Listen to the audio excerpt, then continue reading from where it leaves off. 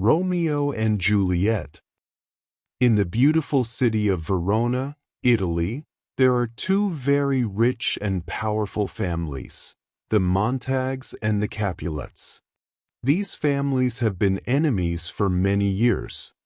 They do not talk, they do not visit each other, and whenever they meet, they fight. Nobody remembers why they started fighting, but the hatred is passed from parents to children. The young men in both families always carry swords and are ready to fight any time.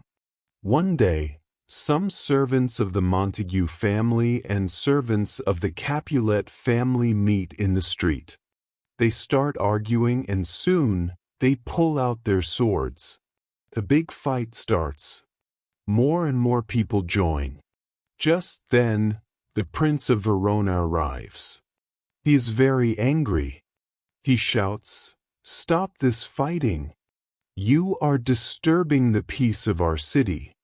If you fight again, I will punish you severely." The Montagues and Capulets stop fighting for now, but the hatred is still in their hearts.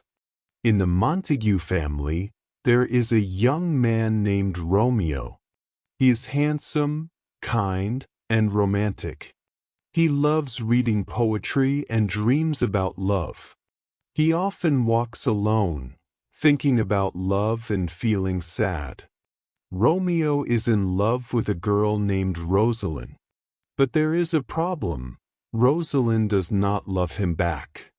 She does not want to marry anyone. Romeo feels heartbroken and lonely. In the Capulet family, there is a beautiful young girl named Juliet. She is only 13 years old and knows little about love. She is gentle, kind, and intelligent.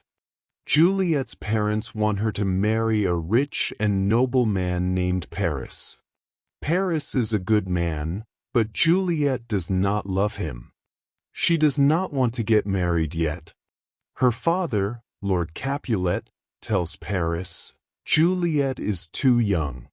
Let us wait for 2 more years." But her mother, Lady Capulet, says, "Julie, Paris is a good man. You should think about marriage." Juliet listens but does not say much. She does not want to marry Paris, but she also does not know true love yet. That night, the Capulets have a big party in their house. They invite many noble people of Verona. There is music, food, dancing, and laughter. Romeo's friend Benvolio tells him, "Let's go to the Capulets' party. You will see other beautiful girls. Maybe you will forget Rosalind." At first, Romeo does not want to go. But another friend, Mercutio, says, "Come on, Romeo. Maybe you will find true love." So, Romeo and his friends wear masks and go to the party in disguise. They are Montagues, but nobody will recognize them. At the party, Romeo looks around and suddenly sees Juliet. She is wearing a beautiful dress, dancing, and smiling. She is the most beautiful girl he has ever seen. He whispers, "Who is that girl? She is like an angel." Juliet also sees Romeo. Their eyes meet, and in that moment, they fall in love. Romeo walks up to Juliet. He gently holds her hand and speaks softly, "If my touch is too bold, I will apologize.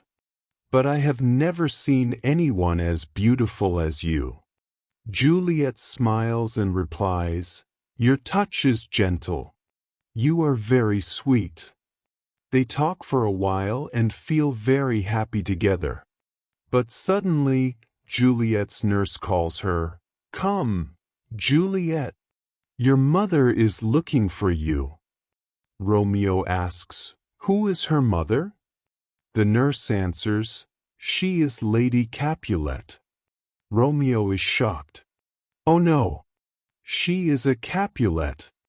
She is my enemy.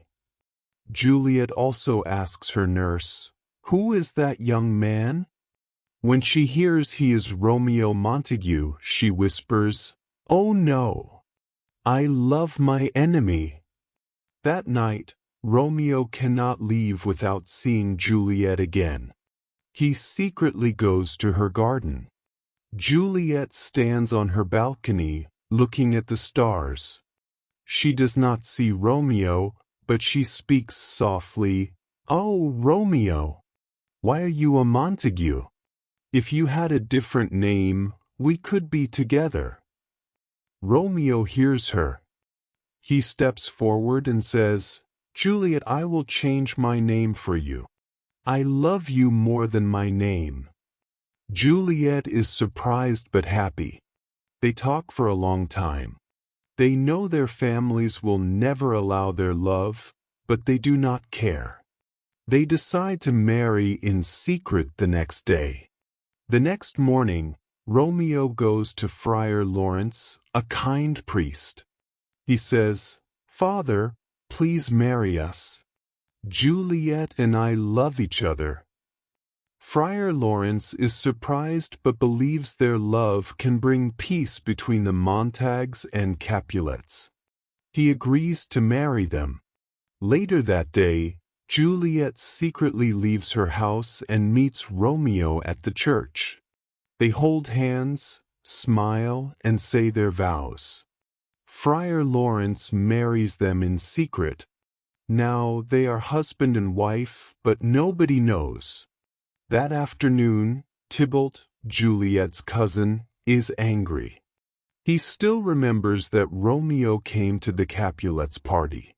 He wants to fight Romeo.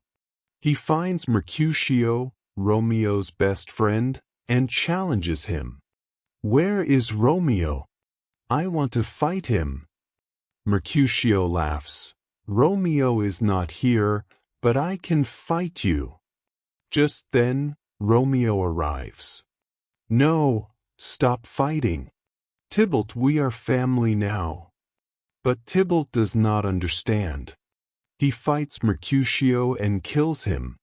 Romeo is filled with anger and sadness. He forgets everything.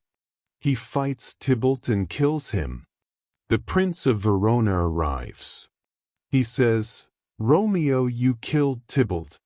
You must leave Verona forever." Romeo and Juliet are heartbroken. Romeo must leave, and Juliet is left alone. Juliet's parents tell her, "You must marry Paris tomorrow." Juliet is desperate. She runs to Friar Lawrence. He gives her a special drink. "This will make you sleep. You will look dead, but you will wake up later. Your family will put you in the tomb. When you wake up, Romeo will take you away." Juliet drinks the potion. The next morning, her family finds her cold and still. They think she is dead. But Romeo does not know the plan. He hears, "Juliet is dead." He goes to her tomb, sees her, and drinks poison. He dies. A few minutes later, Juliet wakes up. She sees Romeo dead beside her. She takes a knife and kills herself. Their families see them and stop fighting. But it is too late. The story ends with a lesson. Hatred and anger only bring sadness. Love should always win over hate.